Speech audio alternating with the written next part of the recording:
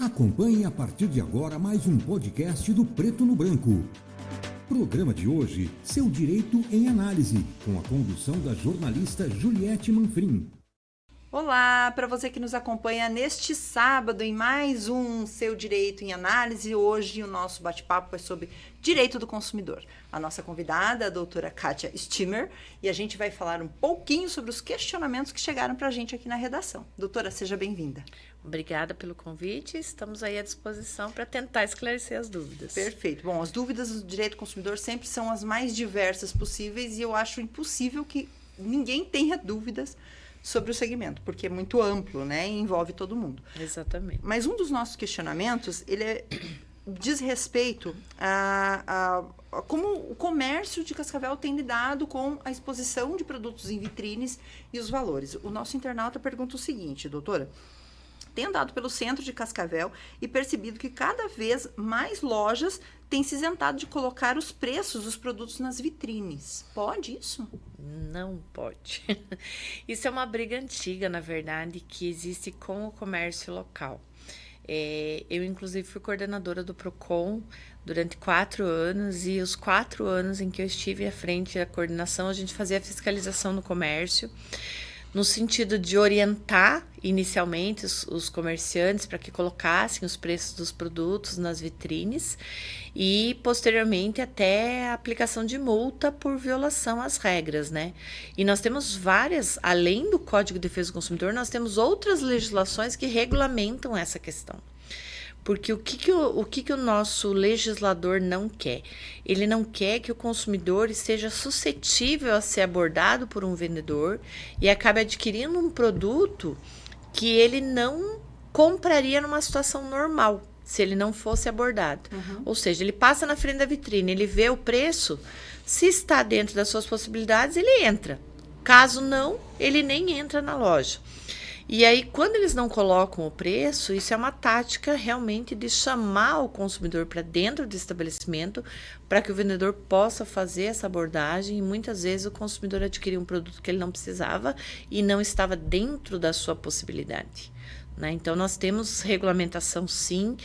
O que o consumidor pode fazer nesse caso? Fazer uma denúncia para o PROCON, para que o PROCON faça uma fiscalização, porque todos os produtos, não só os de vitrine, todos os produtos colocados à exposição para o consumidor têm que ter as informações de preço, inclusive preço à vista, preço a prazo, quantidade de parcelas e os juros que estariam embutidos caso haja diferença entre preço à vista e preço a prazo. Isso para qualquer produto? Para qualquer produto exposto à venda. Doutora, ainda nessa mesma linha de questionamento, nos chegou também uma outra indagação sobre os imóveis ou sobre produtos, mas principalmente imóveis que são colocados à venda nas redes sociais, como Facebook, fotos no Instagram.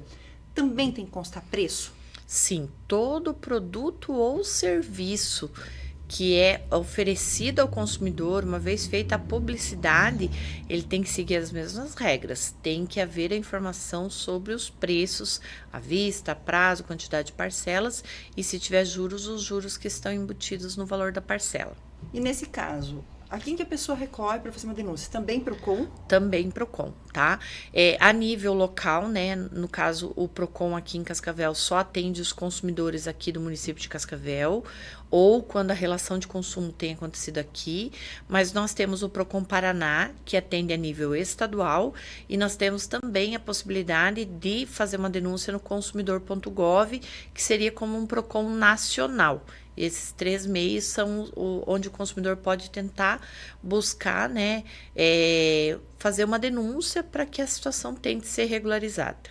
Nesse caso, daí ele faz uma denúncia contra a plataforma, no caso a rede social, ou contra a pessoa que fez o anúncio? Contra a pessoa que fez o anúncio. Por quê?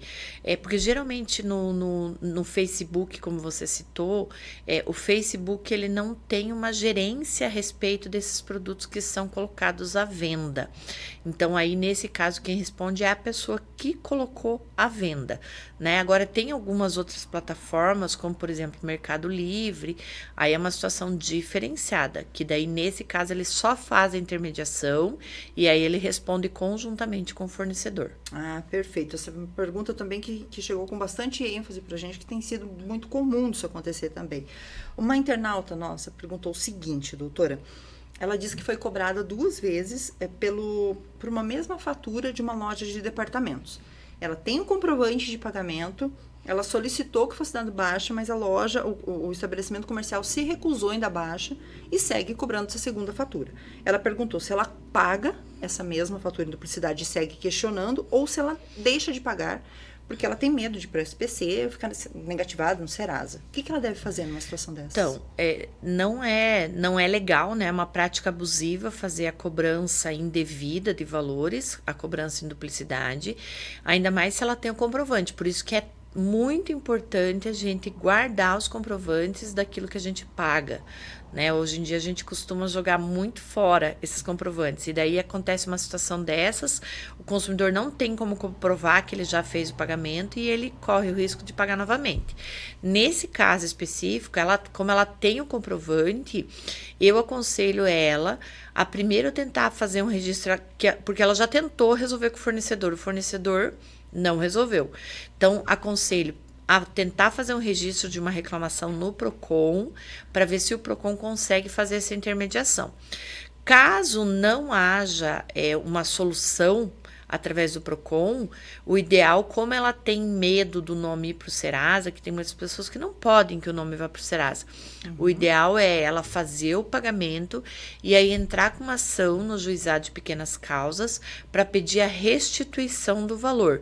Inclusive, nessa situação, como ela está pagando uma cobrança que ela já pagou, ela tem direito, de acordo com o Código de Defesa do Consumidor, a receber o valor em dobro.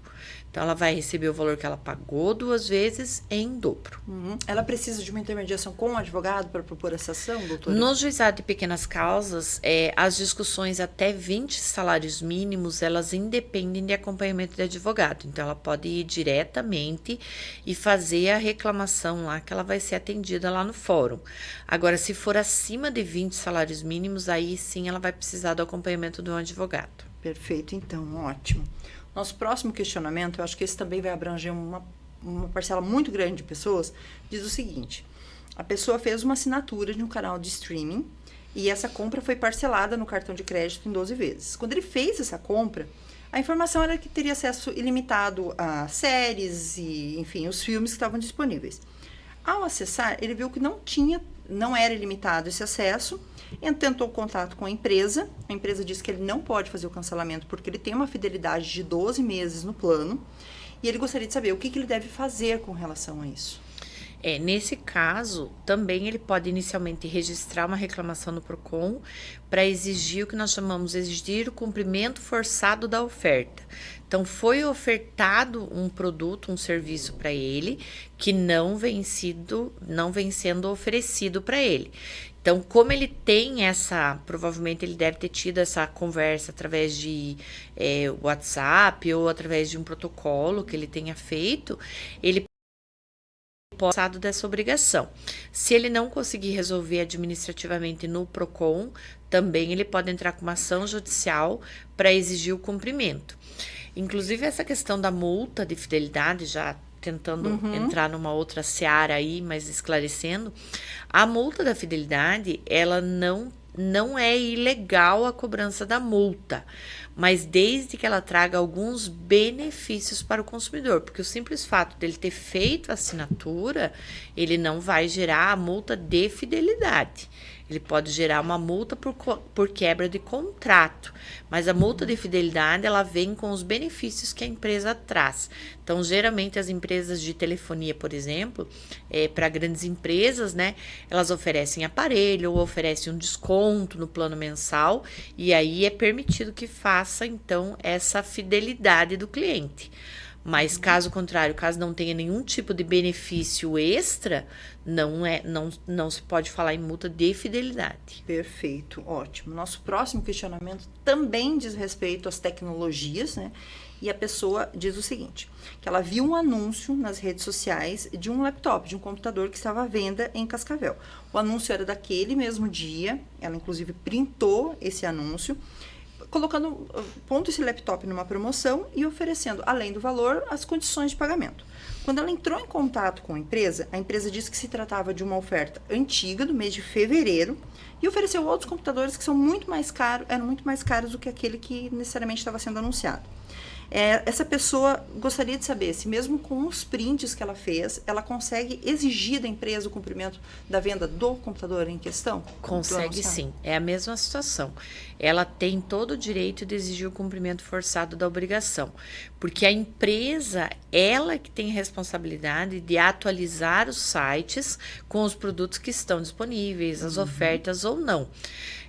Tem algumas situações que os nossos juízes entendem pela isenção da responsabilidade da empresa, que seria, por exemplo, o caso de um erro grosseiro, né? Uma coisa que todo mundo olha e vê que está errada aquela oferta.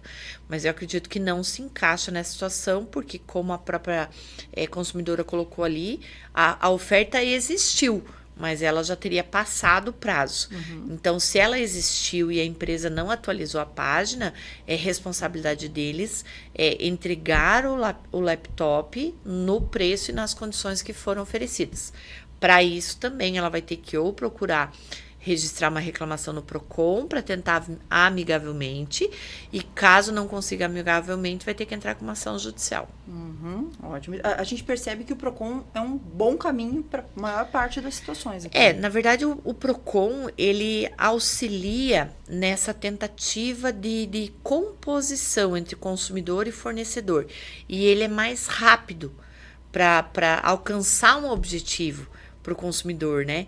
Porque às vezes você entra com uma ação judicial e a gente sabe que o processo judicial ele acaba demandando muito tempo, e aí o consumidor fica nervoso e tal, porque não resolve a situação, mas a demanda é muito grande e acaba demorando bastante. Por isso que o PROCON é bom para tentar fazer essa intermediação. Só que também tem um lado ruim, né? Porque o PROCON também não tem as mesmas medidas coercitivas que o juiz tem. O PROCON não tem como obrigar o fornecedor, nesse caso, a entregar o laptop. Né?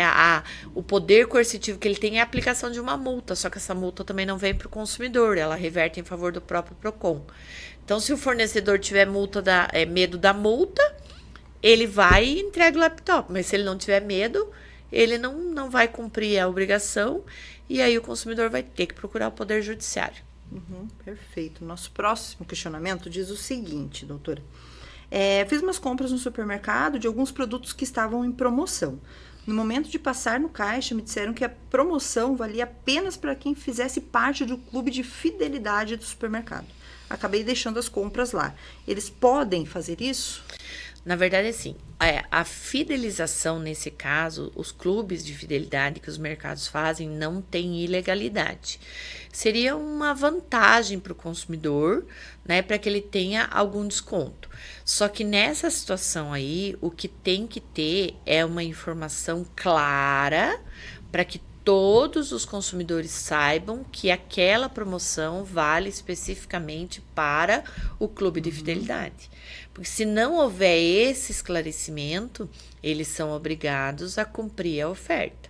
Então, tem que ter informação clara, visível, ostensiva, para que não ocorra esse tipo de situação, do consumidor chegar no caixa e aí ser bloqueado, não tem acesso porque não faz parte do clube de fidelidade. Então, tem que tá bem clara essa informação para que o consumidor saiba, eu só posso adquirir esse produto se eu fizer parte do clube de fidelidade.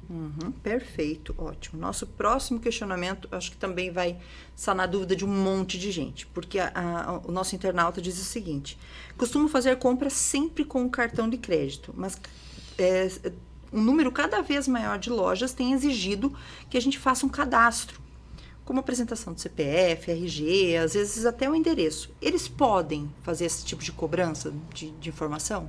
Não, na verdade é assim, existem duas situações em relação ao cartão de crédito.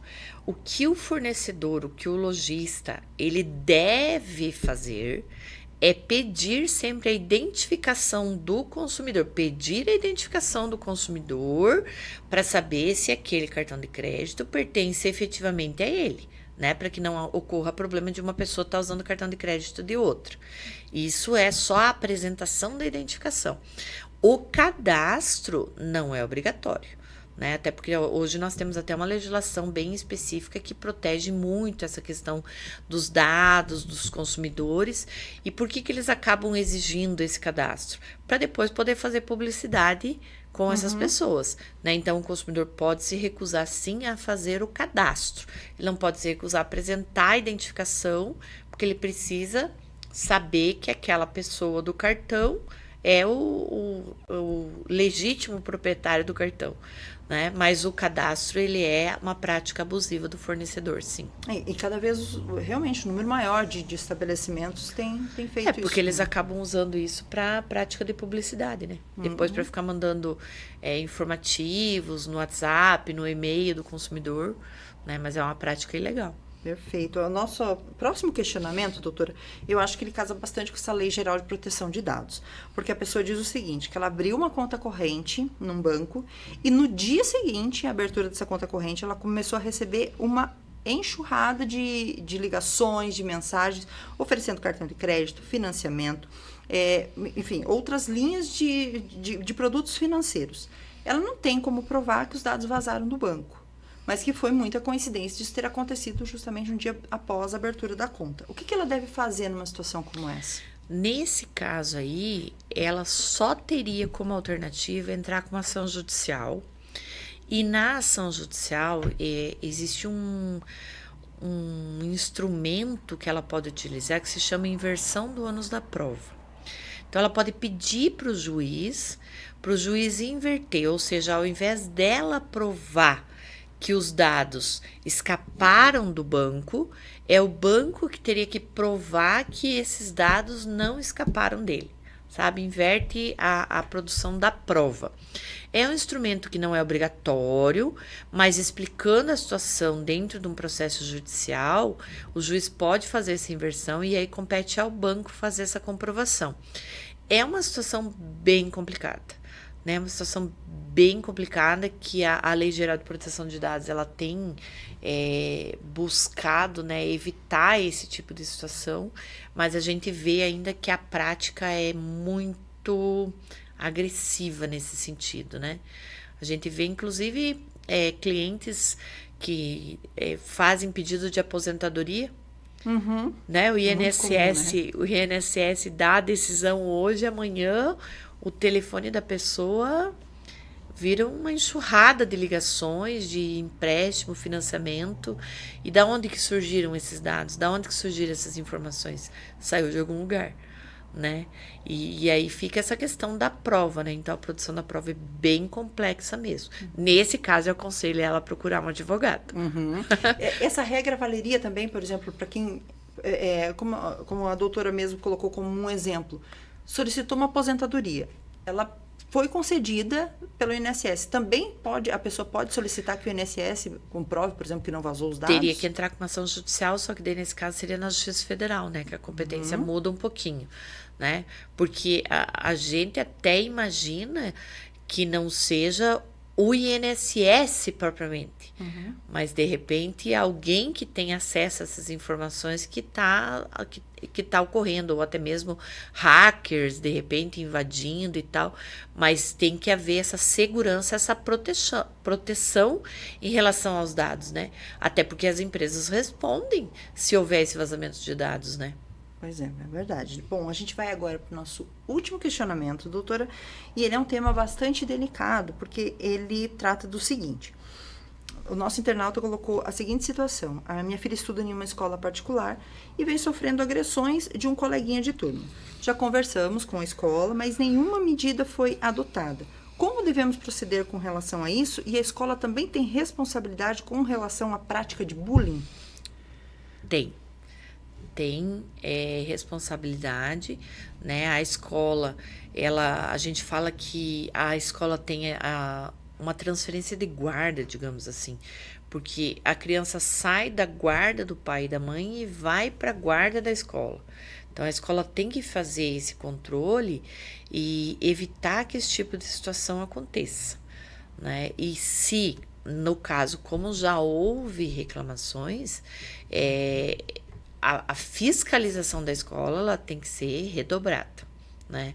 E caso isso não cesse, sim, a escola pode ser responsabilizada por todos os danos que isso vem, né? Porque a gente fala aí, questão de bullying, ele traz muitos abalos de ordem moral, de ordem psicológica, que muitas vezes elas vão refletir ao longo de toda a vida, né? Então, a escola tem que responder sim. É importante que os pais façam essa comunicação formal para a escola, para que a escola comece a passar, a dar mais atenção para a situação, né? E cobrar resultados. Mas se verificar que a escola está sendo inerte nessa questão, a escola responde sim. Nesse caso, uma comunicação formal, ela poderia ocorrer de que forma com relação aos pais? Quando a gente fala em comunicação formal, é através de algum meio que o pai consiga comprovar que ele fez essa comunicação, né? Não vamos imaginar uma notificação pelo cartório de títulos e documentos, não precisa ser algo tão extremo, né? De repente uma conversa no WhatsApp, depende o meio que o colégio tem, um e-mail que foi trocado, um e-mail que for formalizado, ou de repente até mesmo através de um documento, protocolo na secretaria, na direção da escola, para que eles estejam cientificados disso. Mas é sempre bom que o pai tenha como comprovar que houve o repasse dessa situação para a escola. Nesse caso, em não havendo uma solução, o caminho seria os meios judiciais. Então. Sim, aí nesse caso seria a única alternativa seria o meio judicial daí. E o pai tem um prazo para fazer isso? Por exemplo, se o caso aconteceu já há mais um pouco mais de tempo ou foi mais recente? Na verdade, nesse caso, como envolve questão de saúde mental, saúde psicológica da criança, a gente pode até dizer que houve um defeito na prestação do serviço. E ocorrendo um defeito, eles têm um prazo de 5 anos para entrar com uma ação judicial para pedir a reparação desses defeitos, né, que ocorreram na prestação de serviços. Perfeito, doutora. Eram essas as nossas questões que foram enviadas pelos internautas. Nós gostaríamos de agradecer a sua presença. E se as pessoas ficaram com alguma dúvida ou gostariam de esclarecer alguma outra situação contigo, elas podem te encontrar onde, professora? Bom, eu que agradeço inicialmente, né, o convite feito, e eu me coloco à disposição, né? Eu sou professora na Univel, eu dou aula de Direito do Consumidor na Univel, tenho um escritório também de advocacia, mas eu acho que seria o mais acessível seria, de repente, através do e-mail, né? Daí poderia mandar que a gente responderia os questionamentos. É Kátia, com K, @alvesdeoliveira.com.br. Perfeito, então, doutora. Mais uma vez, muito obrigada por ter aceito o nosso convite. Eu que agradeço novamente. Obrigada. E nós voltamos com mais um Seu Direito em Análise no próximo sábado. E o nosso tema da próxima semana é Direito de Trânsito. Até lá. Tchau.